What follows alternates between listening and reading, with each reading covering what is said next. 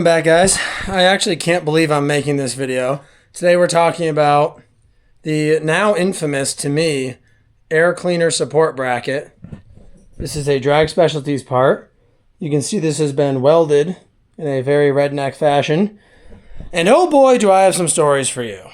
Okay, this story starts off in the year of our Lord 2024, last year, when I was cranking on my hog over here, my Hammer 1275 Sportster, and my air cleaner in Laconia, New Hampshire, so I'm, a couple hundred miles from home, don't quite have all my parts and tools, flies off the bike. Not joking, literally popped off the bike, skidded across the asphalt. Crap. What are you going to do? We had a major problem. Exhibit A. If you look closely, you can see that my air cleaner bracket is broken. This is the air cleaner all taken apart in somebody's garage. We had to enlist our new friend to help us weld this bracket. And unfortunately, the entire air cleaner fell off the bike while I was riding, causing us to do this repair.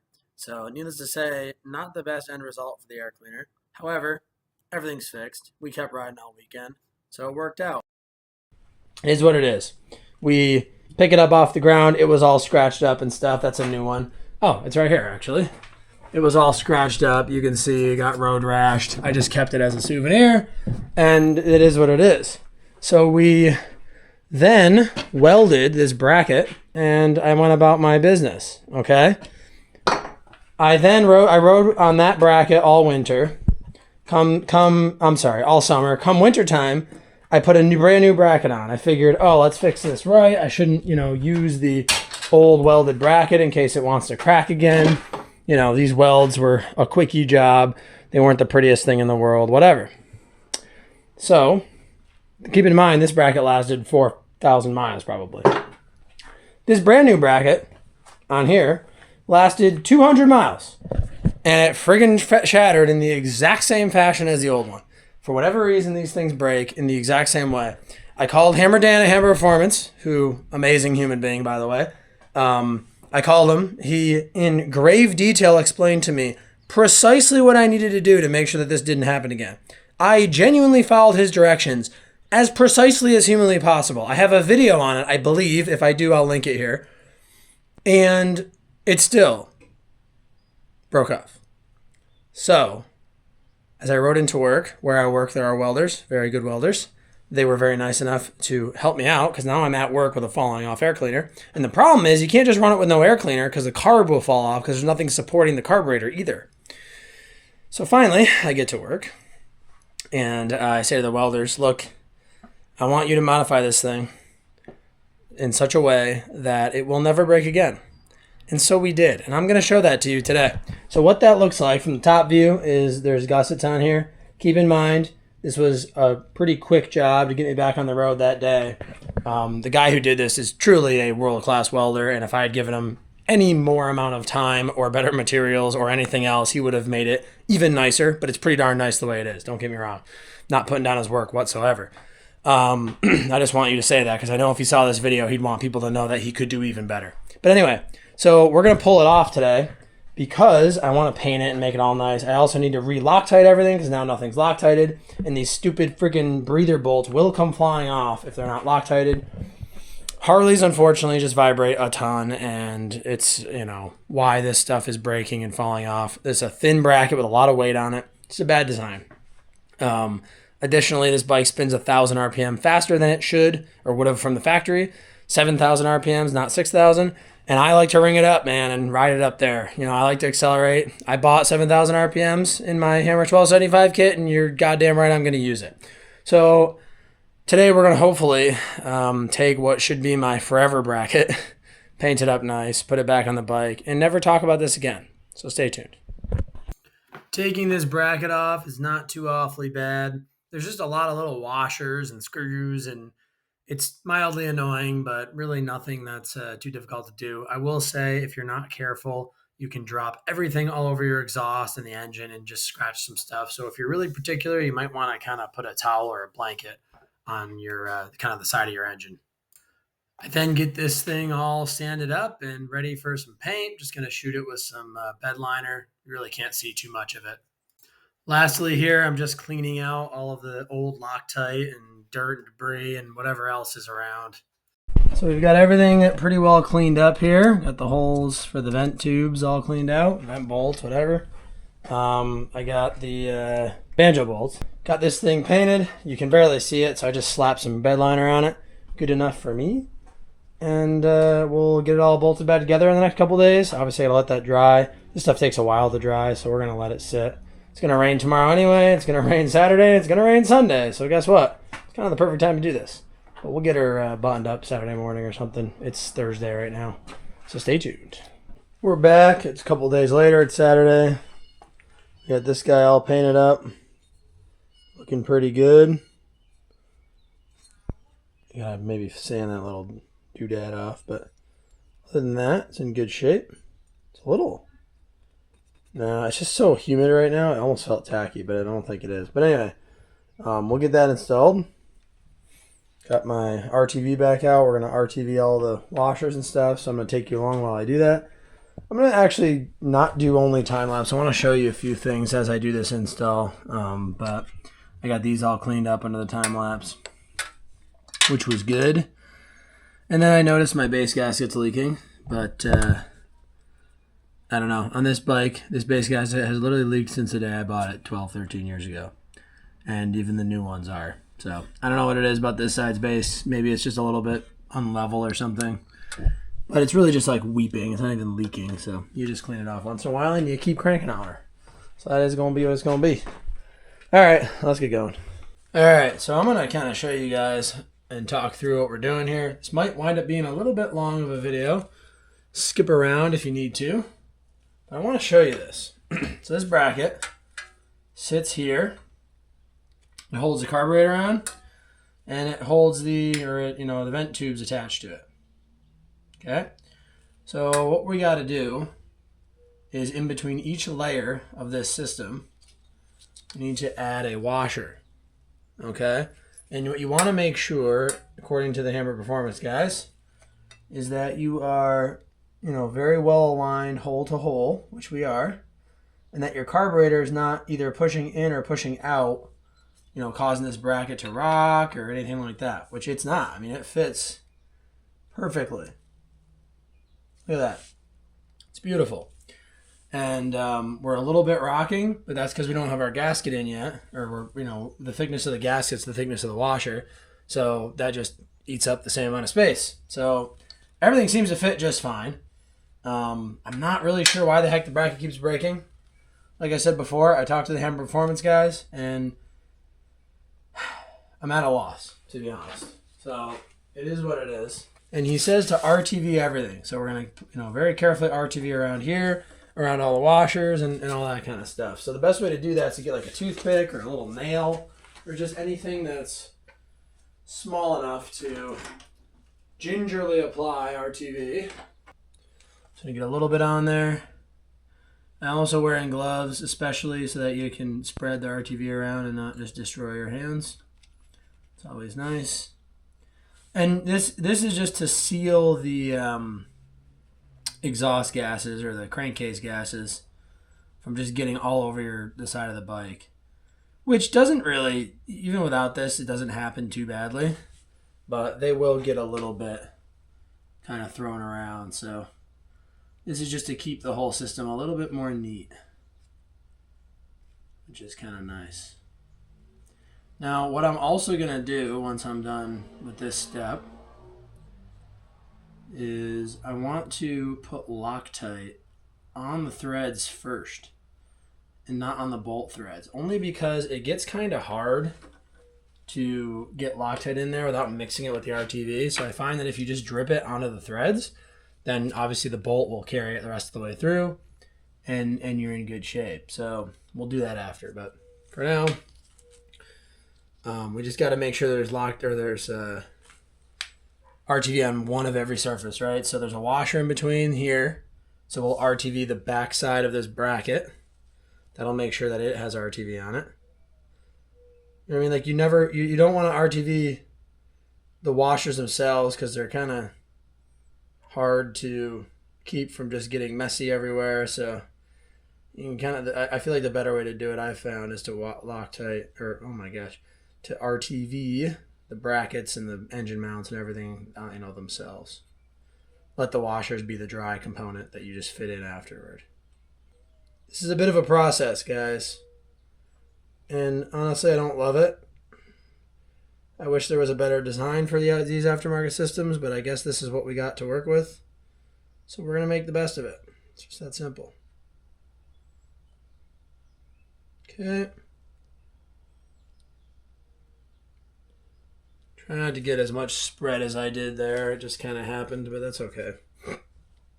Now we also need to do the front side of it. Probably should have done the front side first in retrospect, but details.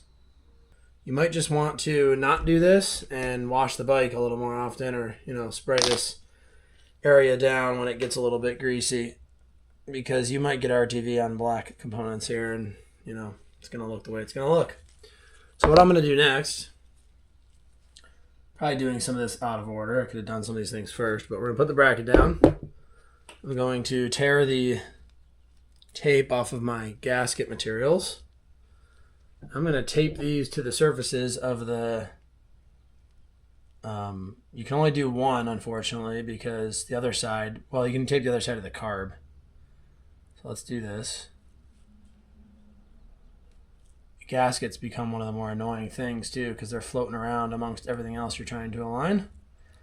Wow, the tape on this gasket is not so hot. So unfortunately, yeah, I guess that's not really tape. It's more like, so I did this last time. What we're going to do is take a little more RTV. There's a pattern here, people. Take a little RTV just to try to hold the gasket on. We're not really trying to seal anything.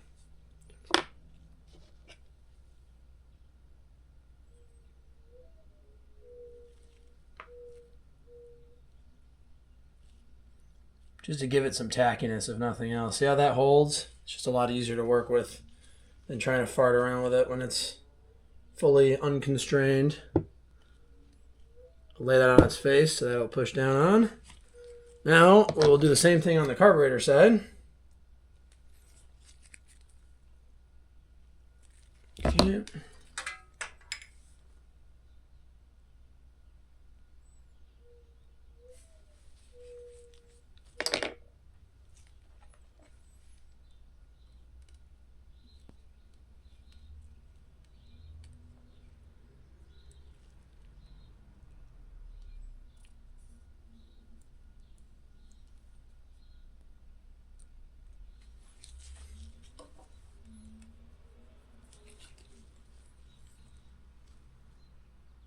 Okay. So now we're on the carburetor side. So we're getting there. And then we just got to coat both sides of these. And then lastly, the back sides of the banjo bolts. So we're going to do these first. Try not to cover the bike and RTV by the time we're done. And then everything should slide together relatively easily. Or so the story goes. Oof, this RTV is unhappy with life. It's a very old container. But that's good because we can use it up on something that's not really super critical how well it seals.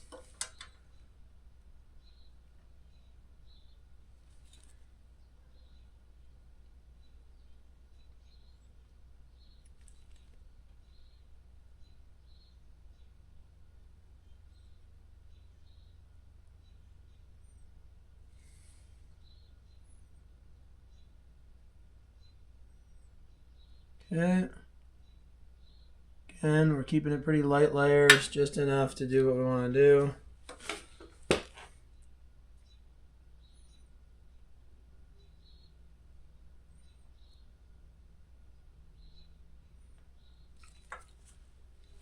Basically just adding a little bit of tack to everything. Alright, where are we going?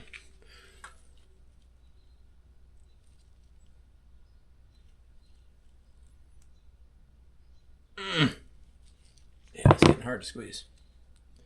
Anyway.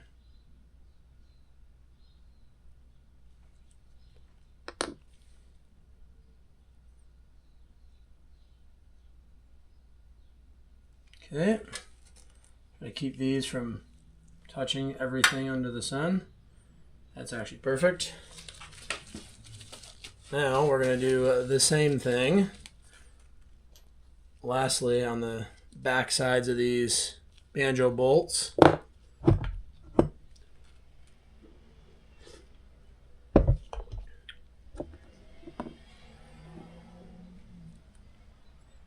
And then we'll be done, finally.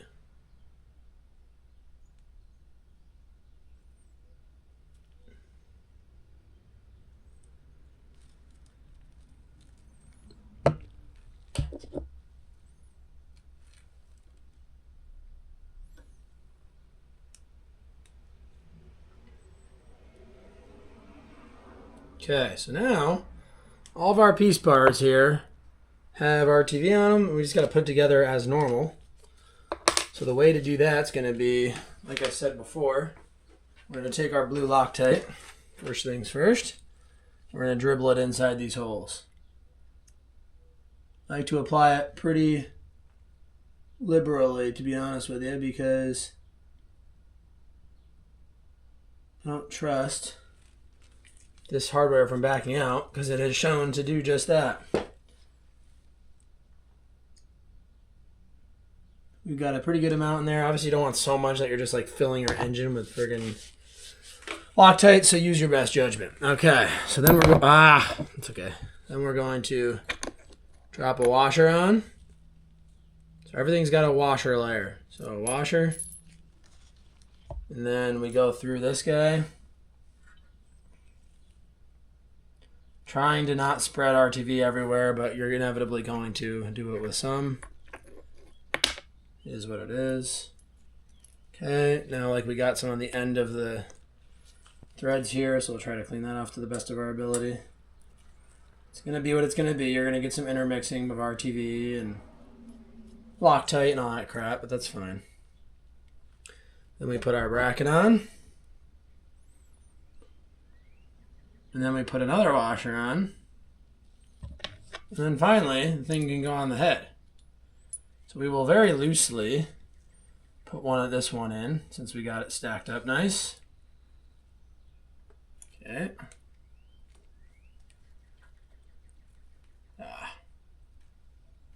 At this point, if you get some cross-contamination, again, so be it.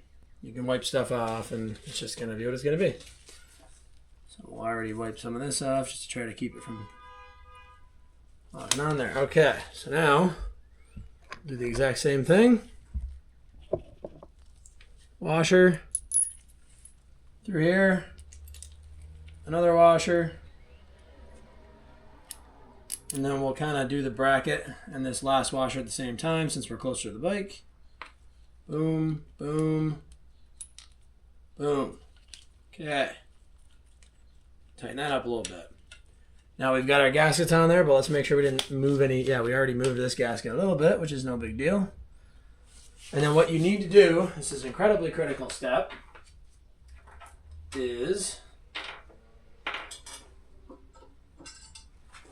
you don't want to put this cover on yet, but you want to take the hardware from it, okay?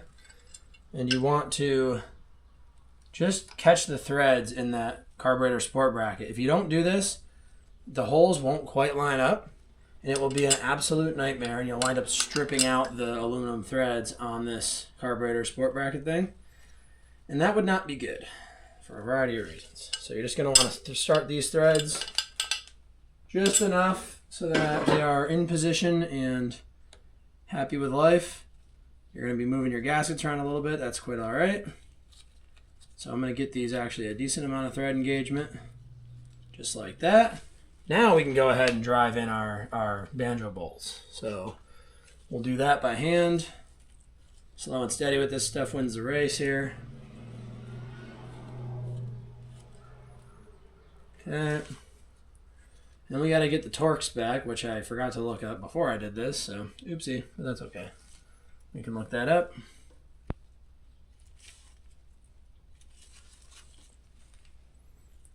I might need a wrench on that guy. Just a little tiny bit. These don't go in smoothly. check them, make sure your threads are clean, make sure you didn't somehow wind up with a some type of issue, because the last thing you want to do is strip out your dang breather bolts. Okay, so I'm just want to, because of my gussets, I just got to put this at a little bit of a funny angle, but that's fine. Like right there, and then this one will kind of do the same thing. Just hold it out a little bit from the bracket, just so it's not over time cutting into the hose. Oh, I really actually don't think it would if it was touching the bracket.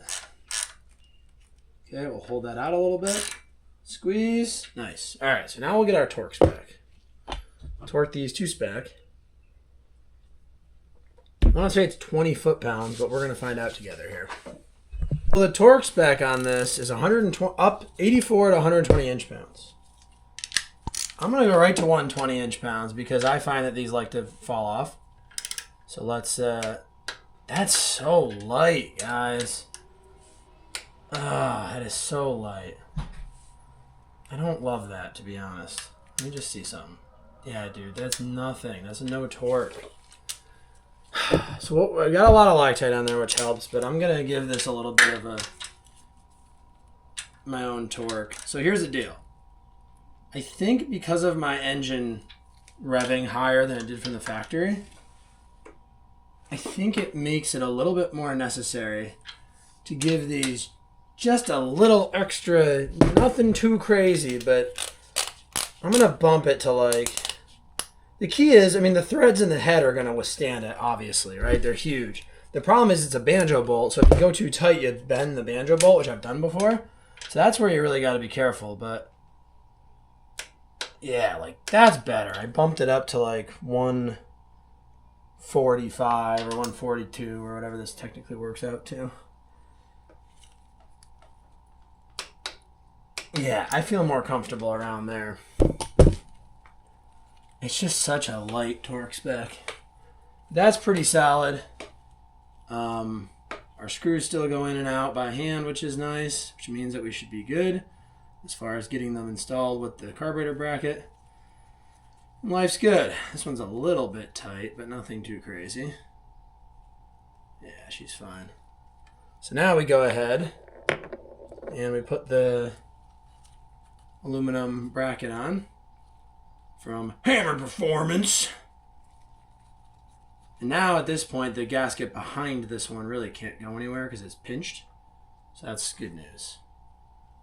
This one's also decided to kind of give up the ghost of holding itself on there, but that's really not a problem because we're at a point where we don't have to hold 16 things at once. Okay. So some of you get mad at me in the comments for going over a factory torque spec. You're more than welcome to. However, just keep in mind, this is not a factory motorcycle, right? This is an aftermarket engine that makes more, probably vibrates a little bit more just because it's making more power and more importantly at a higher RPM. That's what's going to change the resonant frequencies that the engine runs at and all that kind of mathematical jazz. So I'm Loctiting off camera just because it's where I happen to be. I gotta stop doing that. Anyway, we're a bad YouTuber, guys. I'm not a YouTuber. I'm just a dude working in my garage, just like you.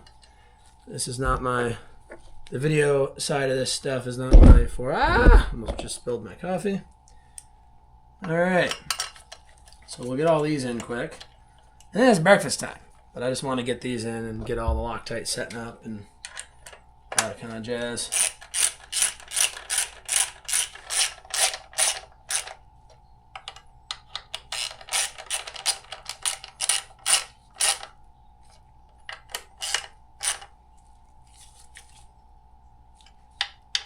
And these are good and tight torque specs, what these are. You want to make sure these are tight enough, though, because if these come out, they go into your engine, and that's not a good day. That's a new engine build. Okay, so for the air filter itself, I used to use Loctite on these, but then I kind of got thinking about it, and because this is a removable part, in order to clean the air filter, the Loctite over time just gets really caked up and nasty. And I've never used Loctite many years ago before I even really kind of started using Loctite on stuff, on my air filters, and it never came off. With this engine kit, I've also originally didn't use Loctite because I just forgot, and it never came off. Lastly, even if these bolts did come off, all 4 of them would have to, and they're pretty long, and they really can't get inside the engine because they're not going to fit through this hole, and there's a screw in this hole anyway. So yes, you'd lose your air cleaner and your cover, but you would not hurt your engine, and you'd still be able to ride the bike home just without an air filter. Again, that's just not going to happen, but that is my logic and reason for not using Loctite. You can use Loctite on these. Like I said, I've just never seen it to be a huge issue. So that's what we're doing. And the problem with aluminum and stainless steel, and right now there's honestly so much dang gross Loctite chilling in there that these things got some barrier. But stainless and aluminum can kind of corrode against each other, so you gotta be a little bit careful. But man, you get enough Loctite in a thread and you're trying to shove a steel or stainless steel bolt into an aluminum thread, they'll start to like gall the threads, or not really galling wouldn't be the right word. You'll start to deform the threads slightly just because they're so soft, right? Aluminum threads are just not the best deal. Now also, this air filter, Hammer sends it to you with little like standoff tabs and then put this cover on. I don't really know if I'm just dumb or what happened, but I didn't find those standoffs immediately fell off. So I took the little backer from my old Screaming Eagle, stage 1 air cleaner that this thing had on it since I bought it. And I just used that, which works perfectly fine, but I don't know. I mean, that could just be me, but now these I do Loctite because these can rumble off if you're not careful.